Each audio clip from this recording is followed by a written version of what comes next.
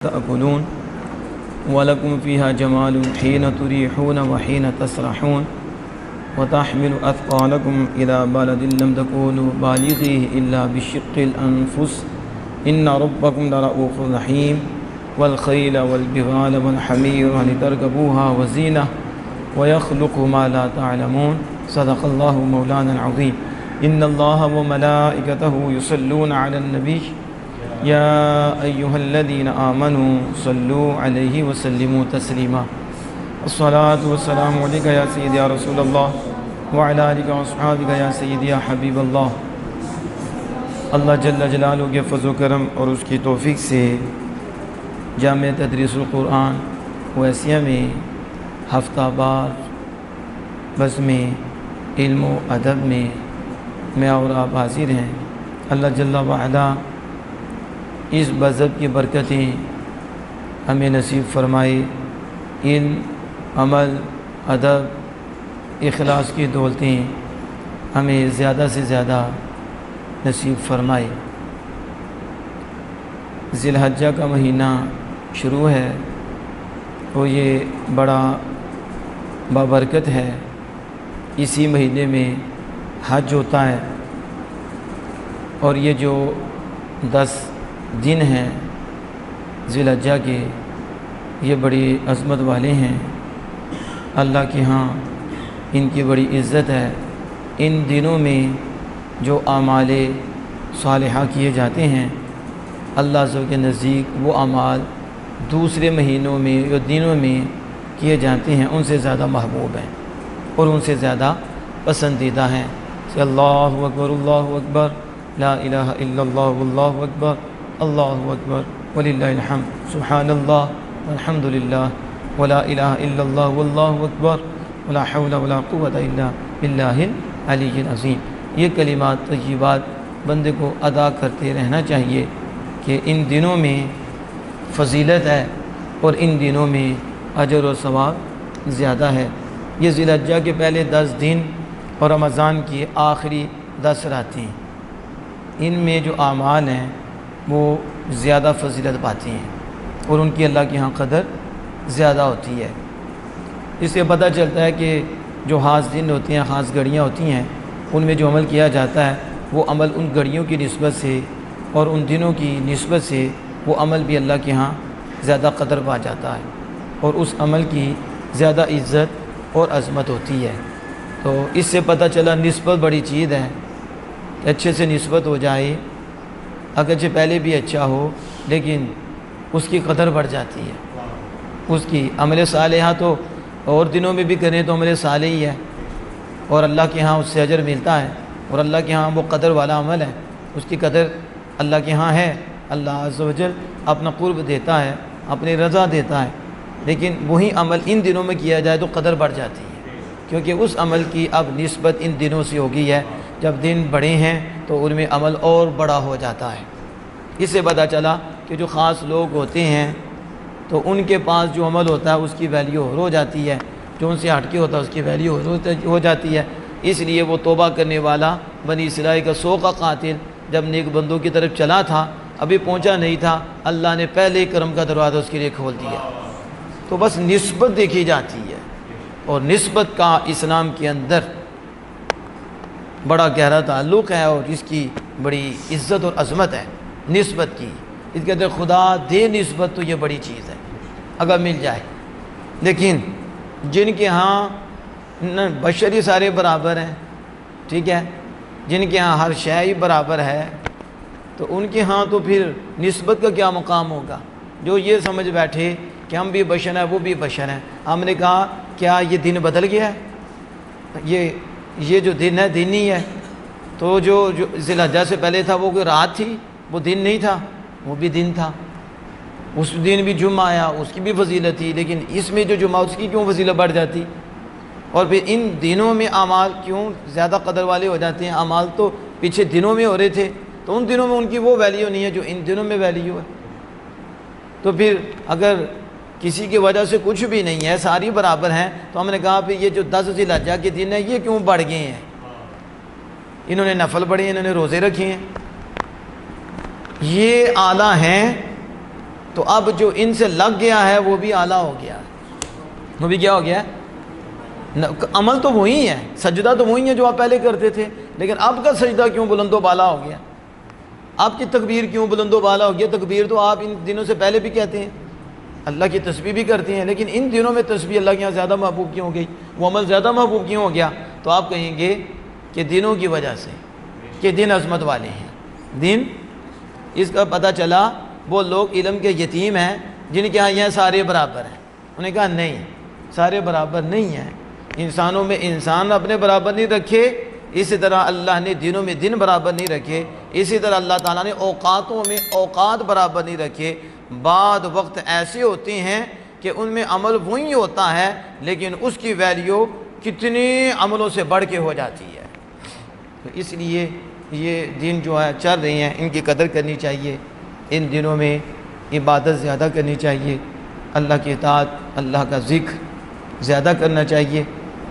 دوسرا یہ ذی الحجہ آپ کو پتہ ہے کہ ایک تو حج کی وجہ سے، دوسرا اس میں پھر قربانی ہوتی ہے جسے عید الاضحیٰ کے نام سے تعبیر کیا جاتا ہے۔ یہ قربانی کی عید ہے، اس کی قربانی کی، جانور بھی ذبح کیے جاتے ہیں اللہ کی رضا کے لیے، اللہ کی عبادت کی نیت سے۔ اس دن میں یعنی 10 ذی الحجہ 11 12 میں جانور ذبح کیا جاتا ہے، تو اس وجہ سے اسے عید الاضحیٰ کہتے ہیں، اور کہتے ہیں یہ قربانی کی عید ہے۔ کس کی عید ہے؟ قربانی کی۔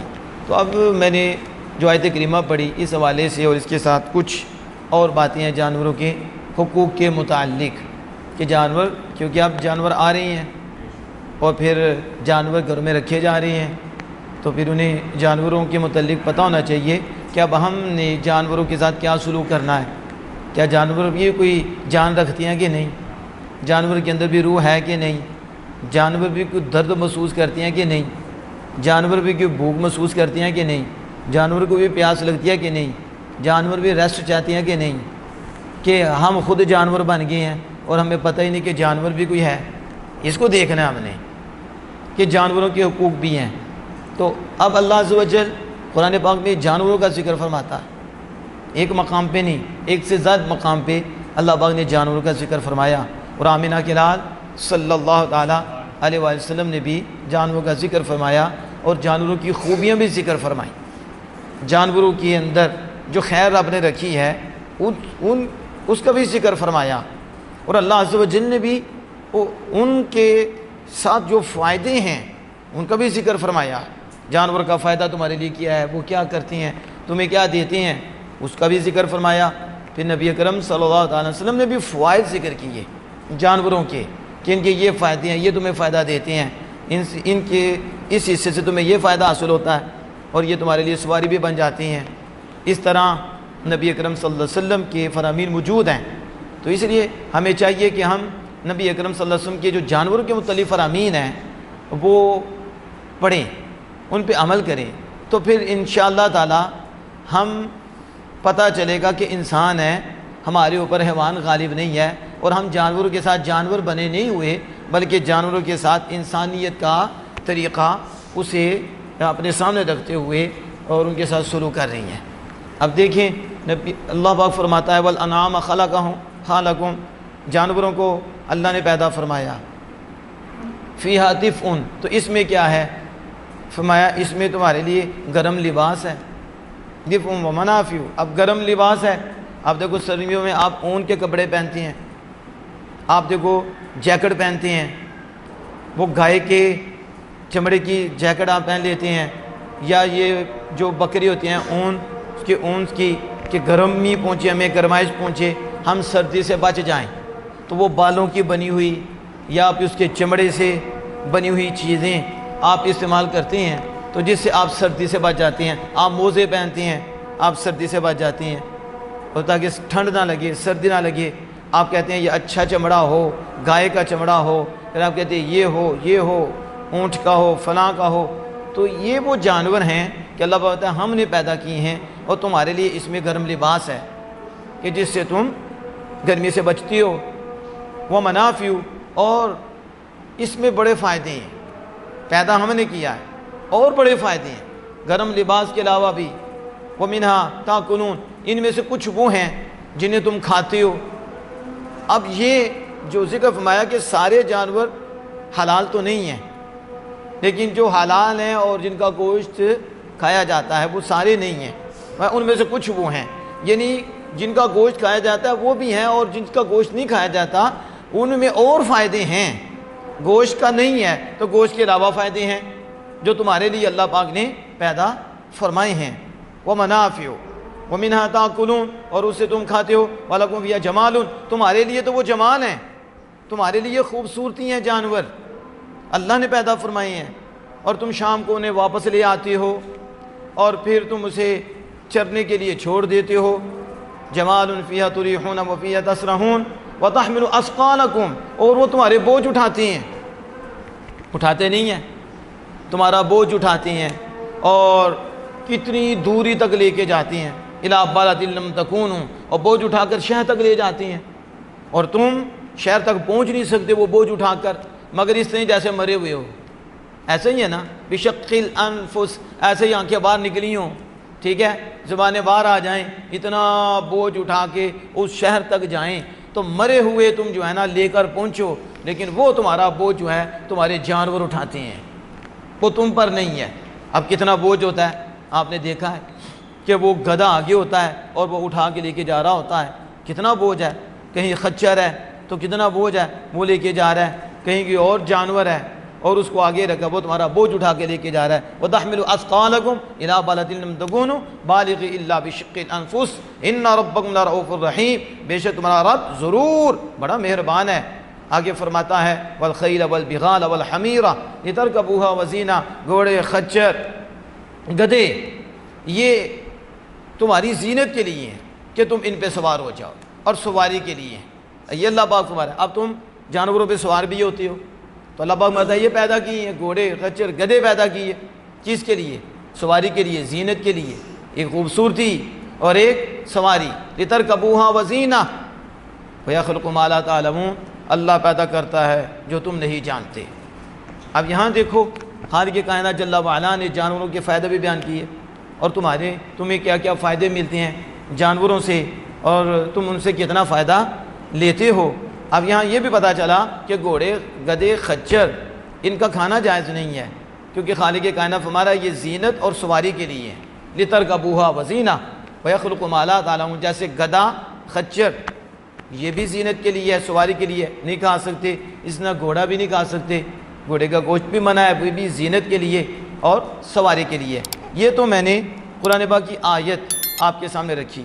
اب آپ آگے چلیں تو نبی مکرم فخر دو عالم صلی اللہ علیہ وسلم کی ذات گرامی کو پڑھیں اور آپ کا کردار دیکھیں کہ اللہ عز و جل نے آقا دو جہاں صلی اللہ علیہ وسلم کو تمام جہانوں کے لیے رحمت بنا کر بھیجا اور ہر شے کے لیے رحمت بنا کر بھیجا۔ حضور کی رحمت صرف انسانوں تک محدود نہیں ہے، حضور سید عالم صلی اللہ علیہ وسلم کی رحمت یہ تو حیوان کو بھی حاصل ہے، یہ تو جمادات کو بھی حاصل ہے، یہ تو نباتات کو بھی حاصل ہے، ہر ذرے پہ نبی مکرم فخر دو عالم صلی اللہ علیہ وسلم کی رحمت ہے۔ اور حضور سید عالم صلی اللہ تعالی علیہ وسلم نے صرف انسانوں ہی کو حقوق نہیں دیے بلکہ آمنہ کے لال صلی اللہ علیہ وسلم کے آنے کی وجہ سے یہ حقوق جانوروں کو بھی نصیب ہوئے اور جانوروں کے بھی حق نبی اکرم صلی اللہ علیہ وسلم نے بیان فرمائی اور جانوروں کے ساتھ نیکی کرنے پر نبی اکرم صلی اللہ علیہ وسلم نے ترغیب دلائی۔ اس کے اوپر آقا دو جہاں صلی اللہ علیہ وسلم نے اجر اور ثواب کا ذکر فرمایا اور جانوروں کے ساتھ بدسلوکی کرنا اور انہیں تکلیف دینا اس کے اوپر وعیدیں نبی مکرم فخر دو عالم صلی اللہ علیہ وسلم نے سنائی کہ انہیں یہ سزا ملے گی، اس کے لیے جائز نہیں، انہیں بھی درد ہوتا ہے، انہیں بھی تکلیف ہوتی ہے، ان کے بھی حقوق ہیں، ان کے کھانے پینے کا، ان کی جگہ کا، اس کا انتظام کرنا، انہیں محفوظ کرنا، یہ تو اس مالک پہ ہے جس نے وہ جانور رکھا ہوا ہے، اس کے پاس ہے۔ اب دیکھو سید عالم صلی اللہ علیہ وسلم فرماتے ہیں کہ مخلوق یہ جو ہے یہ اللہ کے عیال ہیں، اللہ کا گھرانہ ہے، الخلق عیال اللہ، مخلوق اللہ کا گھرانہ ہے، مخلوق اللہ کی پالی ہوئی ہے۔ تو اب اللہ پاک نے انہیں اپنا عیال فرمایا جبکہ وہ پاک ہے، مالک تو گھرانے سے پاک ہے۔ تو اسے سمجھ آ رہی ہے کہ مخلوق کا بھی کوئی مقام ہے، مخلوق سے پیار کرنا یہ کوئی چھوٹا عمل ہے؟ اور پھر اللہ پاک فرما رہا ہے مخلوق اللہ کی عیال ہے، اللہ کا گھرانہ ہے۔ میرے آقا دنیا صلی اللہ علیہ وسلم آتے ہیں المخلوق میں اللہ کے ہاں سب سے زیادہ محبوب وہ شخص ہے جو اللہ کے گھرانے سے نیکی کرتا ہے، اللہ کے گھرانے سے، اللہ کی عیال سے، اللہ کے پروردہ سے۔ اس میں صرف انسان ہی نہیں، اس کے اندر تو جانور بھی ہیں جن کے اندر روح ہے، اب ان سے نیکی کرنا یہ اللہ کی مخلوق ہے، تو اس پہ شفقت کرنا، مہربانی کرنا، تو یہ وہ شخص ہے جو اس کا مستحق ہو گیا ہے کہ اللہ عز و جل اس پہ بھی مہربانی فرمائے، کیونکہ یہ جانور وہ بے زبان ہیں، گونگے ہیں، اب یہ ان پہ بھی مہربانی کرتا ہے، ان پہ بھی نیکی کرتا ہے۔ تو آمنہ کے لال صلی اللہ علیہ وسلم نے یوں بھی تربیت فرمائی کہ مخلوق کو دیکھنا ہے تو خالق کائنات کو دیکھو، یہ اللہ کے پروردہ ہے، تم ان سے نیکی کرو گے تو اللہ کے ہاں یہ عمل محبوب ہو جائے گا، تم محبوب ہو جاؤ گے، پیارے ہوگے، اور پھر اللہ عز و جل تم پہ مہربانی فرمائے گا۔ اب میں آپ کے سامنے ایک دو حدیث پاک رکھتا ہوں اور بات کو میں کمپلیٹ کرتا ہوں۔ دیکھو یہ حدیث پاک موجود ہے، مسلم میں ایک حدیث پاک موجود ہے، ایک دوسری روایت ہے جس میں عورت نے بلی کو باندھ دیا، بلی کو پکڑا، لیکن اس کو کھانا نہیں کھلایا اور بلی مر گئی۔ نبی اکرم صلی اللہ علیہ وسلم نے فرمایا وہ عورت جہنم میں گئی۔ کدھر گئی؟ جہنم میں گئی۔ اور جب وہ بلی کے سامنے آتی ہے تو بلی اسے نوچتی ہے، اور جب وہ بلی کو پشت کرتی ہے تو بلی اس کو پشت سے نوچتی ہے، اب اس کا گوشت اتارتی ہے۔ یہ سزا کیوں ہے؟ فرمایا اس لیے کہ اس نے بلی کو پکڑا، اسے قید کر دیا، لیکن اس کے لیے کھانے کا انتظام نہیں کیا، نہ ہی بلی کو چھوڑا کہ وہ خود ہی کھا لیتی، وہ خود ہی پی لیتی، اپنا کوئی انتظام کر لیتی، اس نے وہ بھی نہیں کیا، نہ چھوڑا نہ اس کا انتظام کیا، اور بلی سے اس نے جو زیادتی کی اور جو اس نے تکلیف دی، اس تکلیف اور زیادتی کی وجہ سے اللہ عز و جل نے اس کی گرفت فرمائی اور اسے جہنم میں بھیجا، اور پھر بلی کو اس پہ مسلط کر دیا، اور یہ آگے سے آتی ہے تو بلی اس کا گوشت نوچتی ہے، جب پیچھے سے آتی ہے تو بلی پیچھے سے اس کا گوشت نوچتی ہے۔ آپ سمجھیں کہ بلی کا حق دیکھیں، ایک چھوٹا سا جانور ہے، اسے تکلیف دی ہے اور اس کے حق کا خیال نہیں کیا، تو سزا کتنی بڑی مل رہی ہے کہ وہ اس بلی سے جو بے دردی اس نے کی اور رحم نہیں کیا، سزا یہ ہے جہنم میں، اور جہنم میں تکلیف مل رہی ہے۔ دوسری طرف میرے آقا دو جہاں صلی اللہ علیہ وسلم فرماتے ہیں، یہ بخاری شریف میں آیا ہے، فاحشہ عورت، بے حیا عورت، لیکن اس وقت کی بے حیا عورتوں کے سر پہ دوپٹے ہوتے تھے، آج کی تو شریف خاندان کی عورتوں کے دوپٹے اتر گئے، مد کے لباس ہی اتر گئے، اس وقت کی بے حیا عورتوں کے سر پہ بھی دوپٹے تھے۔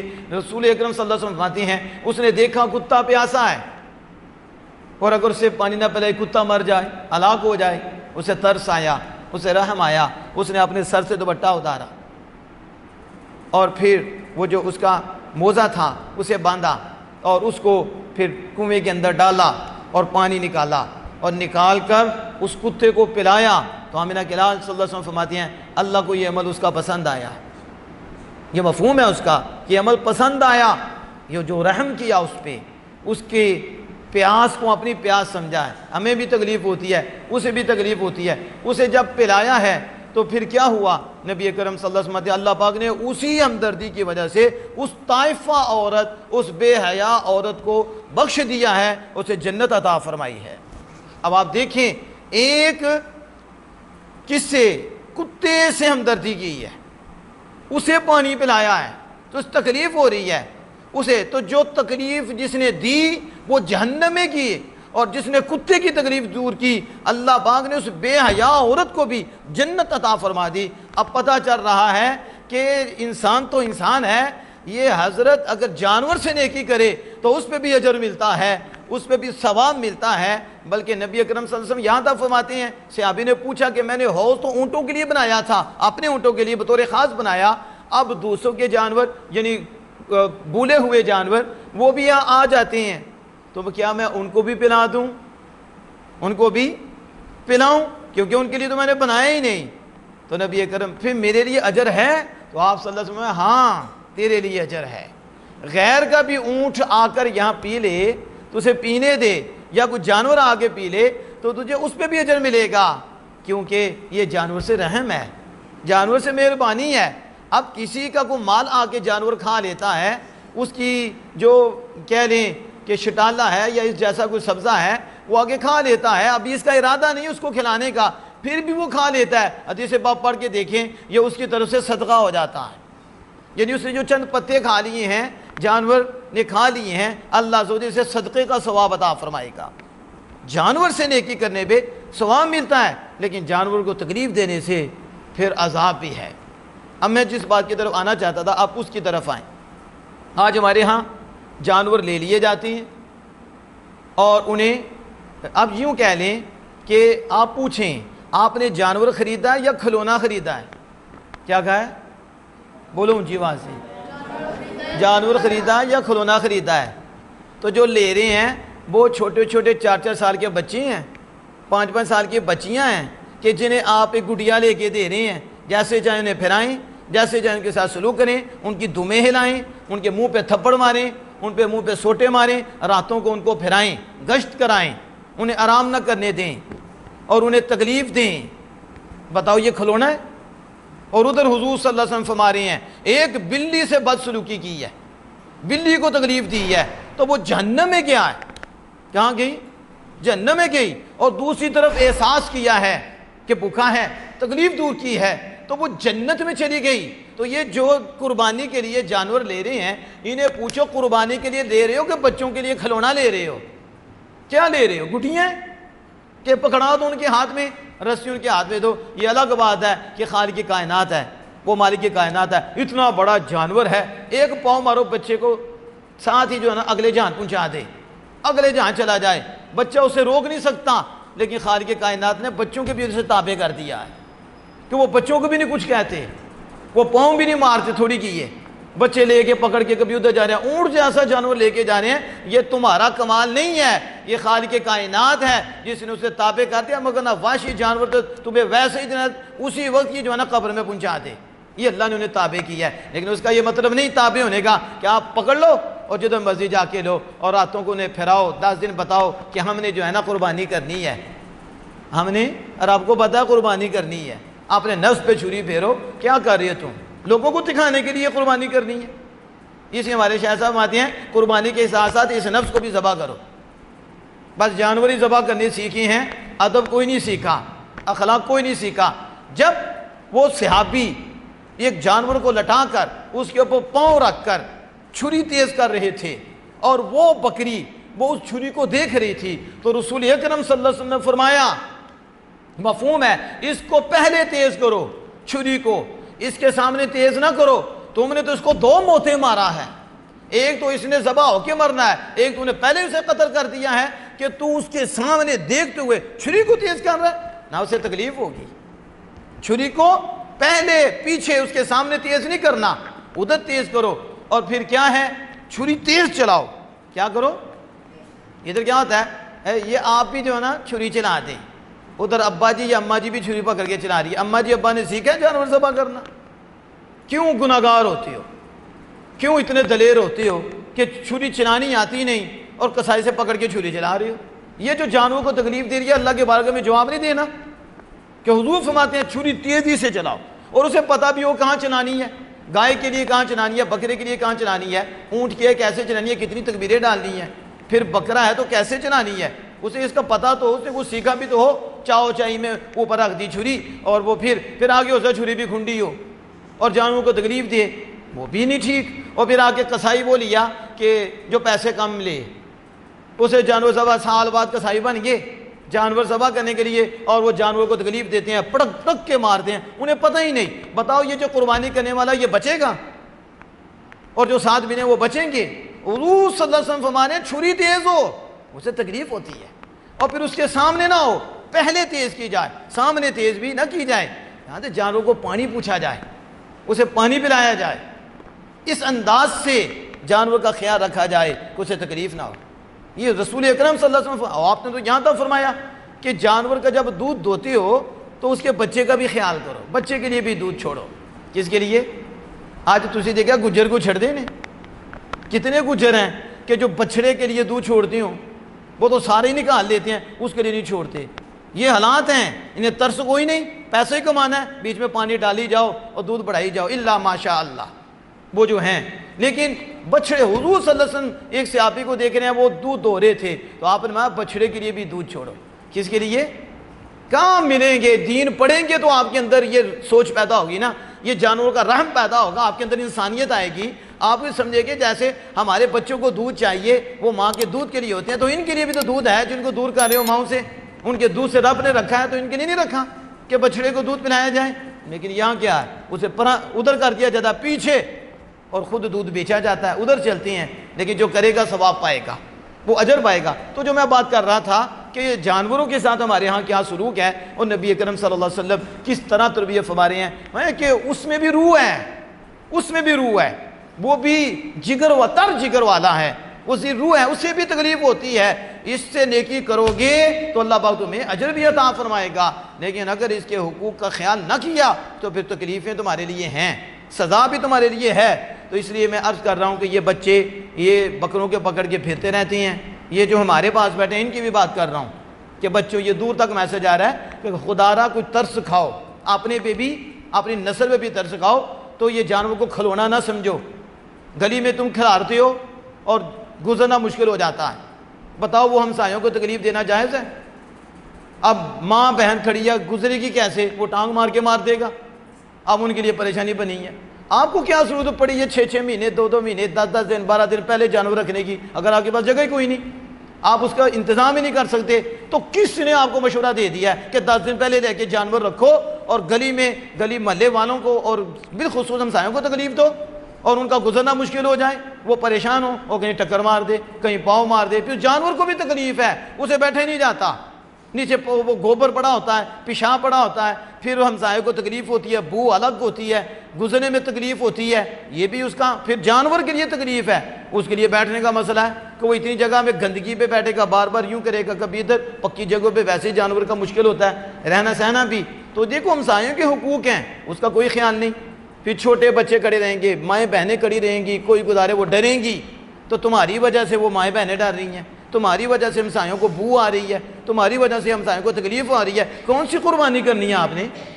ہمیں بھی تو سمجھا دیں. قربانی تو اللہ کی اطاعت ہے، تو کون سی اطاعت ہو رہی ہے؟ پھر قربانی کرنی ہے اللہ کی رضا کے لیے، تو اس سے پہلے جو کام کر رہے ہیں وہ اللہ کی رضا کے لیے. اس لیے یہ جو بچے انہیں لے کے پھرتے ہیں نا، میں نے تو مشورہ دیا تھا جمعے بھی، انہیں بھی جو ہے نا پٹا ڈالو. کیا کرو؟ انہیں پٹا ڈالو اور 2-4 بچے انہیں پکڑیں اور ساری رات میں کو 2 گھنٹے انہیں پھرائیں، پوچھیں وہ تو جانور تھا، یہ انسان نما جانور ہے، تو ہم اسے بتا رہے ہیں تمہیں تکلیف ہو رہی ہے، اب عقل ٹھکانے آئی ہے. اسی طرح جیسے تمہیں ہوتی ہے نا، اللہ نے اسے بھی روح دی ہے، اسے بھی ہوتی ہے، اسے بھی تکلیف ہوتی ہے. اسے بھی ایسے نہ پھراؤ، اسے کھلاؤ پلاؤ، اس کی خدمت کرو، اس کے دائیں بائیں گرمی کا جو ماحول ہے اس سے اسے بچاؤ اور اسے راحت پہنچاؤ. پھر دیکھو تمہاری قربانی اللہ کے یہاں کیسی قبول ہوتی ہے اور کیسے اجر کے تحفے تمہیں اللہ کی بارگاہ سے نصیب ہوتے ہیں اگر تم ان چیزوں کو سامنے رکھو. سمجھ آ رہی ہے؟ کیا غریبی گئی ہے؟ آئیے سمجھ. یہ نہیں کہ آپ وہ گائے کو پکڑ کے کبھی بچے کو پکڑ کے لے کے نکل پڑے. کس لیے نکل کے جاتے ہو؟ کیا کرنا ہے تم نے ان کے ساتھ؟ سمجھ آئی ہے؟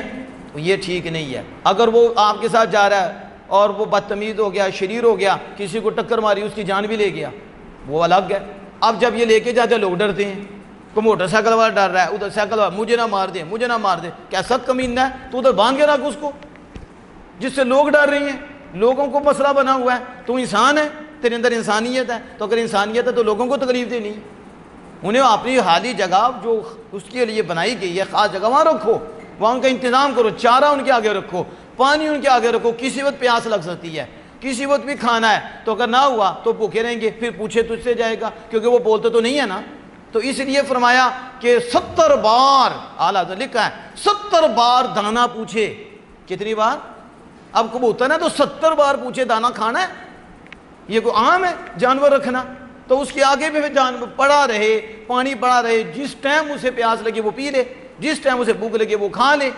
اب اتنا دھیان رکھنا پڑتا ہے. یہ نہیں جانور کے ساتھ بندے کو رہنا پڑتا ہے. یہ جو لوگ جانور رکھتے ہیں وہ بندہ بھی ساتھ رکھتے ہیں، اور جو ان کی خدمت کرتا ہے، خیال کرتا ہے، ان کے ہوا گرمی سردی کا خیال کرتا ہے، پھر ان کے پانی کا انتظام کرتا ہے، یہ چیز کا انتظام کرتا ہے. خاص ایک بندہ ساتھ رکھنا پڑتا ہے جانور کے.